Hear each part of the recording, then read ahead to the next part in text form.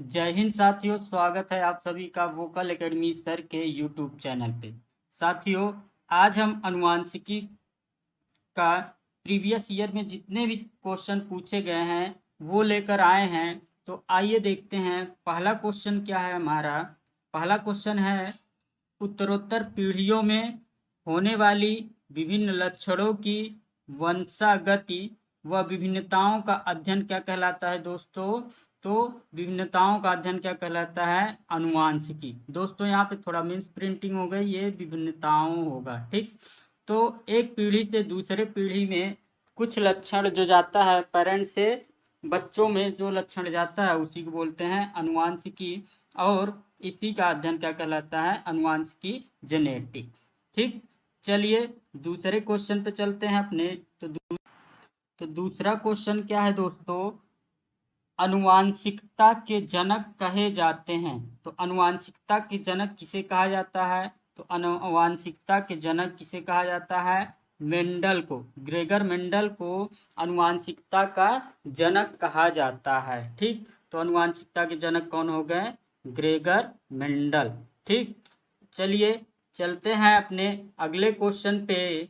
तो अगला क्वेश्चन क्या कहता है कि अनुवांशिकता की इकाई, अनुवांशिकता की इकाई किसे कहते हैं? अनुवांशिकता की इकाई कौन है? तो अनुवांशिकता की इकाई इनमें से कौन है दोस्तों? फिनोटाइप, जीनोटाइप, जीन, या इनमें से कोई नहीं। तो अनुवांशिकता की इकाई क्या है? जीन। ये क्वेश्चन कई बार आया है दोस्तों कि अनुवांशिकता की इकाई क्या है? जीन, ठीक। अनुवांशिकता की इकाई जीन। और जीन यह होता है क्रोमोसोम पे, गुणसूत्रों पे रेखिक क्रम में व्यवस्थित होता है, ठीक। तो अनुवांशिकता की सबसे छोटी इकाई क्या होगी? जीन, ठीक। चलिए अपने अगले क्वेश्चन पे चलते हैं। देखिए अगला क्वेश्चन क्या है। जीन होते हैं, जीन कहाँ पे होते हैं? तो अभी पीछे बता चुके हैं कि केंद्रीय झिल्लियों में, गुणसूत्रों में, लाइसोसोम में, कोशिका में, कोशिका कला में। तो जीन कहाँ पे होते हैं? जीन होते हैं दोस्तों गुणसूत्रों पर रेखीय क्रम में व्यवस्थित होते हैं। और अनुवांशिकी की सबसे छोटी इकाई क्या है? जीन, ठीक। ह्यूमन में कितने गुणसूत्र होते हैं? तो 23 जोड़ी या फिर 46। संख्या में पूछे तो 46 गुणसूत्र ह्यूमन में होते हैं और जोड़ी में कितने होते हैं? 23, ठीक। चलिए अपने अगले क्वेश्चन पे चलते हैं। अगला क्वेश्चन है अगला क्वेश्चन है, क्या कहता है दोस्तों? अनुवांशिकी शब्द का सर्वप्रथम प्रयोग किसने किया था, ठीक। अब देखिए जीन शब्द का सर्वप्रथम प्रयोग किया था जोहानसन ने, और अनुवांशिकी शब्द का सर्वप्रथम प्रयोग किसने किया था? तो अनुवांशिक शब्द का सर्वप्रथम प्रयोग किया था बेटसन ने, ठीक है। अनुवांशिक शब्द का सर्वप्रथम प्रयोग किया था बेटसन ने। जीन शब्द का सर्वप्रथम प्रयोग किसने किया था? जोहानसन ने। और जो अनुवांशिकी के जनक कौन है? तो अनुवांशिकता के जनक हैं मेंडल जी, ठीक। चलिए अपने अगले प्रश्न पे चलते हैं। अगला प्रश्न है, प्रयोगशाला में सर्वप्रथम डीएनए का संश्लेषण किया था। तो प्रयोगशाला में सर्वप्रथम डीएनए का संश्लेषण किसने किया था दोस्तों? तो प्रयोगशाला में सर्वप्रथम डीएनए का संश्लेषण किया था खुराना ने, ठीक है। खुराना जी ने सब प्रयोगशाला में डीएनए का संश्लेषण किया था, ठीक। तो आंसर क्या होगा? B option. चलिए अपने अगले प्रश्न पे चलते हैं। तो अगला प्रश्न है, एक सामान्य मानव गुणसूत्र में ऑटोसोम की संख्या कितनी होती है? अब देखिए एक सामान्य में कुल गुणसूत्रों की संख्या ह्यूमन में कितनी होती है? कुल गुणसूत्र होते हैं, तो कुल गुणसूत्र होते हैं 23 जोड़ी, और 22 जोड़ी क्या होते हैं? ऑटोसोम। तो यही ऑटोसोम 22 जोड़ी ऑटोसोम और एक जोड़ी क्या होता है? एलोसोम। तो ऑटोसोम की संख्या पूछा है, तो ऑटोसोम की संख्या कितनी होती है? 22 जोड़ी। तो आंसर क्या होगा? सी ऑप्शन सही होगा, ठीक। सामान्य गुणसूत्र में ऑटोसोम की संख्या कितनी होगी? 22 जोड़ी, ठीक। चलिए अपने अगले प्रश्न पे चलते हैं।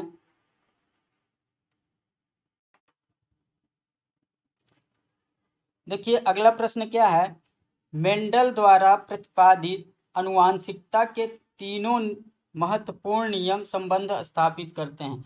तो मेंडल ने कुल कितने नियम दिए थे, अगर क्वेश्चन पूछे तो मेंडल ने कुल कितने नियम दिए थे, मेंडल ने दिए थे 3 नियम। ठीक है दोस्तों, मेंडल ने कुल कितने नियम दिए थे, 3 नियम। और वह 3 नियम कौन कौन थे, तो वह 3 नियम थे, पहला देखिए क्या दिया है, जीन संलग्नता लक्षण पृथक्करण स्वतंत्र अव्यूहन।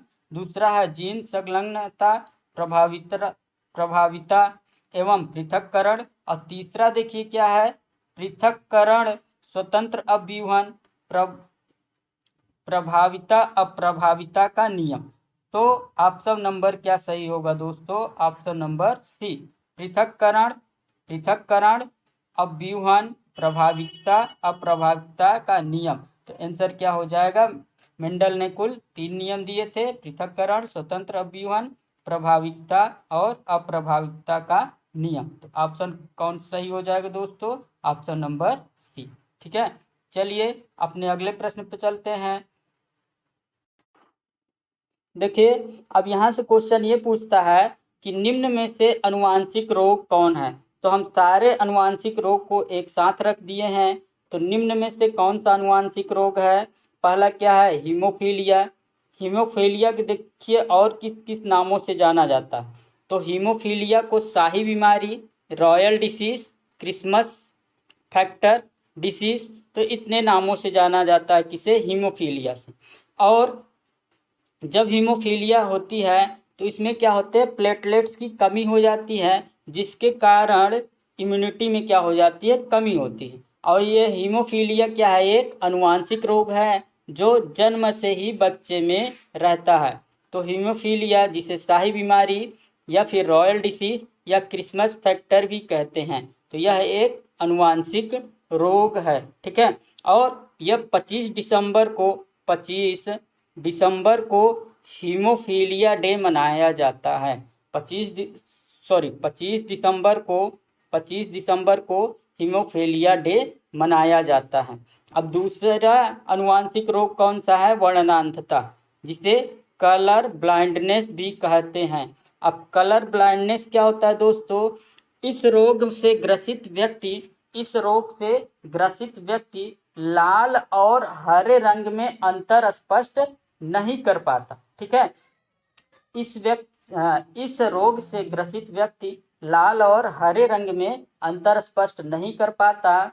जैसे किस व्यक्ति, अगर लाल है वस्तु तो उसको हरा दिखाई देगी और हरे को यह लाल पहचानता है, इसलिए यह वर्णनांधता रोग क्या है, लाल और हरे रंग के वस्तुओं में अंतर स्पष्ट नहीं कर पाता। इसलिए रेलवे में तो यह वर्णांधता जरूर ही चेक किया जाता है, लाल को हरा और हरा को लाल अंतर स्पष्ट अगर करना हो। ठीक है, और अगला जो अनुवांशिक रोग है, अगला है क्लाइनफेल्टर सिंड्रोम। तो क्लाइनफेल्टर सिंड्रोम क्या होता है दोस्तों, इसमें कुल क्रोमोसोम की संख्या होती है 47। कुल क्रोमोसोम की संख्या होती है 47। देखिए अगर साधारण व्यक्ति है तो उसमें कुल क्रोमोसोम की संख्या होती है 46, उसमें कुल क्रोमोसोम की संख्या होती है 46 मीन्स 23 जोड़ी। और अगर क्लाइनफेल्टर सिंड्रोम है, जिसको हम ट्रांसजेंडर भी जनरल भाषा में कहते हैं, और इसमें कुल क्रोमोसोम की संख्या हो जाती है 46। जैसे जो 22 जोड़ी होती है ये ऑटोसोम और 23 जोड़ी XY तो रहता ही है, ये पुरुषों का लक्षण है, ये पुरुष का क्रोमोसोम है। अब XY की जगह एक और X आ जाता है। ठीक है, जैसे इसमें क्लाइनफेल्टर सिंड्रोम में कुल गुणसूत्र की संख्या कितनी होती है, क्रोमोसोम की संख्या कितनी होती है, 47। इसमें 22 जोड़ी ऑटोसोम और XY जो कि नर का गुणसूत्र है, पुरुष का गुणसूत्र है। अब इसमें एक गुणसूत्र X आ जाता है, मतलब महिला वाला गुणसूत्र आ जाता है। तो ये जिसे ट्रांसजेंडर आम भाषा में बोलते हैं। तो क्लाइनफेल्टर सिंड्रोम में कुल गुणसूत्र की संख्या कितनी हो जाती है, 47। ठीक है, यह एक अनुवांशिक रोग है। चलिए अगला देखिए क्या है कि टर्नर सिंड्रोम भी क्या है, एक अनुवांशिक रोग है, जेनेटिक डिसीज है। अब टर्नर सिंड्रोम में कुल गुणसूत्र की संख्या हो जाती है 45। ठीक है, जैसे देखिए 22 जोड़ी क्या होगी ऑटोसोम, और एक्स एक्स क्या होता है फीमेल का। अब यहाँ से एक एक्स फीमेल का क्या होता है डिलीट हो जाता है, तो 22 जोड़ी प्लस एक्स और एक डिलीट हो जाता है, तो 22 जोड़ी मतलब क्या होगा 44 और एक 45। तो 45 क्रोमोसोम किसमें होंगे टर्नर सिंड्रोम, जिसके कारण महिलाएं क्या होंगी उसमें बांझपन हो जाता। ठीक है, चलिए देखिए अगला जो अनुवांशिक रोग है वो डाउन सिंड्रोम। अब डाउन सिंड्रोम क्या होता है, इसमें देखिए जो 22 जोड़ी हमारा 22 जोड़ी ऑटोसोम होता है। अब ऑटोसोम का 21वां पेयर में एक एक्स्ट्रा क्या होता है क्रोमोसोम आ जाता है। एक एक्स्ट्रा क्रोमोसोम आने के कारण ही इसमें कुल क्रोमोसोम की संख्या हो जाती है 47। तो डाउन सिंड्रोम में 21वें पेयर में क्या होती है एक एक्स्ट्रा क्रोमोसोम आ जाता है, जिसमें इसमें कुल क्रोमोसोम की संख्या हो जाती है 47, और यह भी एक अनुवांशिक रोग है। लास्ट है हमारा अनुवांशिक रोग। लास्ट अनुवांशिक रोग क्या है दोस्तों, तो लास्ट अनुवांशिक रोग है पटाऊ सिंड्रोम। और इसमें 13वें पेयर में एक एक्स्ट्रा क्रोमोसोम आ जाता है, जिसके कारण इसमें भी कुल क्रोमोसोम की संख्या कितनी हो जाती है 47। ठीक है, तो इन दोनों में क्या है आलोसोम में गड़बड़ी हो रही है, इन दोनों में क्या है क्रोमोसोम। ठीक, चलिए तो ये अनुवांशिक रोग थे। अनुवांशिक रोग ऐसे क्वेश्चन पूछता है कि निम्न में से कौन सा अनुवांशिक रोग है, तो इनमें से अगर कोई ऑप्शन रहेगा तो वही अनुवांशिक रोग है, इनके अलावा अनुवांशिक रोग नहीं होते। ठीक है, चलिए अगला क्वेश्चन चलते हैं। देखिए अगला जो टॉपिक है वो है न्यूक्लियोसाइड, न्यूक्लिक एसिड। ठीक है, अब न्यूक्लिक एसिड जो डीएनए आरएनए होते हैं ये न्यूक्लिक एसिड से ही मिलकर बने। डीएनए और आरएनए किससे मिलकर बने होते हैं न्यूक्लिक एसिड से। अब देखिए जो डीएनए है ये 3 चीजों से मिलकर बना होता है। डीएनए नाइट्रोजन बेस मतलब नाइट्रोजिनियस क्षार डीऑक्सीराइबोज और फास्फोरिक एसिड। जो डीएनए होता है ये नाइट्रोजन बेस डीऑक्सीराइबोज और फास्फोरिक एसिड से मिलकर बना होता है। ठीक है, अब देखिए यहाँ से क्वेश्चन कैसे पूछता है कि नाइट्रोजन बेस और डीऑक्सीराइबोज को मिलाकर क्या बनता है। तो नाइट्रोजन बेस और डीऑक्सीराइबोज को मिलाकर न्यूक्लियोसाइड बनता है। नाइट्रोजन बेस और डीऑक्सीराइबोज को मिलाकर न्यूक्लियोसाइड्स बनता है, जबकि नाइट्रोजन बेस डीऑक्सीराइबोज और फास्फोरिक एसिड तीनों को मिलाकर क्या बनाता है न्यूक्लियोटाइड। नाइट्रोजन बेस डीऑक्सीराइबोज और फास्फोरिक एसिड तीनों को मिलाकर क्या बनता है न्यूक्लियोटाइड, जबकि नाइट्रोजन बेस और डीऑक्सीराइबोज दो चीजें मिलेंगी तो क्या बनेगा न्यूक्लियोसाइड। अब यहाँ से ये भी न्यूक्लियोसाइड और फास्फोरिक एसिड, न्यूक्लियोसाइड और फास्फोरिक एसिड को मिलाकर क्या बनता है न्यूक्लियोटाइड, क्योंकि न्यूक्लियोसाइड इन दोनों को मिले ही हुए हैं। अब यहाँ पे न्यूक्लियोसाइड और फास्फोरिक एसिड दोनों को मिला दिया तब भी न्यूक्लियोटाइड, या फिर nitrogen base deoxyribose phosphoric acid तीनों को मिलाएंगे तब भी न्यूक्लियोटाइड बनता है। ठीक, अब देखिए जो डीएनए था वो नाइट्रोजन बेस डीऑक्सीराइबोज और फास्फोरिक एसिड से मिलकर बना था। अब जो नाइट्रोजन बेस है यहाँ पे वो 2 टाइप का होता है। नाइट्रोजन बेस 2 टाइप का होता है, एक प्यूरीन बेस और दूसरा पिरिडीन बेस। पहला क्या होगा प्यूरीन बेस और दूसरा क्या होगा पिरिडीन बेस। और जो प्यूरीन बेस है ये 2 टाइप का होता है, एडिनिन और गुआनिन। एडिनिन को ए से डिनोट करते हैं और गुआनिन को जी से डिनोट। तो प्यूरीन बेस 2 टाइप का एडिनिन और गुआनिन, जबकि पिरिडीन बेस 3 टाइप का होता है, थाइमीन साइटोसिन और यूरेसिल। थाइमीन साइटोसिन और यूरेसिल। पिरिडीन बेस 3 टाइप का, थाइमीन साइटोसिन और यूरेसिल। अब देखिए यहाँ से क्वेश्चन ये पूछता है कि निम्न में से प्यूरिन बेस नहीं है। तो प्यूरिन बेस यही दो होंगे, कौन, एडेनिन और गुआनिन। और पिरिडीन बेस कौन हो गए, थाइमिन, साइटोसिन और यूरेसिल। ठीक है। अब देखिए यहाँ से और क्वेश्चन कैसे पूछता है कि जब डीएनए की पेयरिंग होती है तो डीएनए की पेयरिंग में एडेनिन किससे जुड़ा होता है, थाइमिन से, एडेनिन थाइमिन से, और किससे होता है, डबल बॉन्ड से। एडेनिन थाइमिन से, एडेनिन जो जुड़ा होता है थाइमिन से, और डबल बॉन्ड द्वि डबल बॉन्ड हाइड्रोजन बंध, ये द्वि हाइड्रोजन बंध से जुड़ा होता है एडेनिन थाइमिन से। ये डीएनए में है, डीएनए में एडेनिन थाइमिन से डबल हाइड्रोजन बॉन्ड से, और गुआनिन साइटोसिन से, गुआनिन साइटोसिन से किससे जुड़ा होता है, तो गुआनिन साइटोसिन से जुड़ा होता है, गुआनिन साइटोसिन से ट्रिपल हाइड्रोजन बॉन्ड से जुड़ा होता है।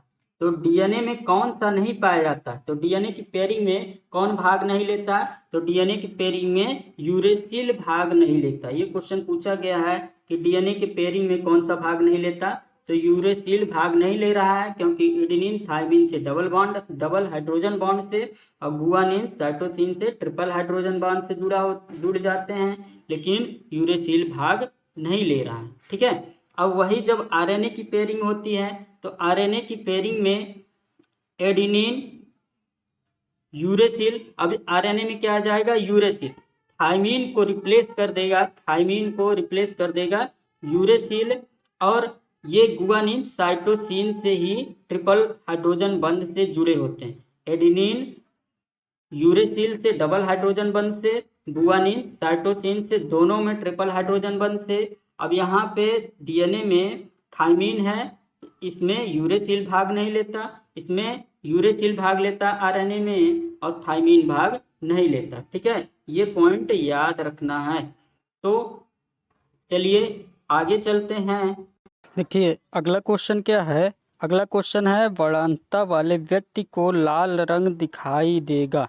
तो वर्णांतता जिसको हुआ रहेगा उसको लाल रंग कैसा दिखाई देगा दोस्तों, तो वर्णांतता वाले व्यक्ति को लाल रंग हरा दिखाई देता है।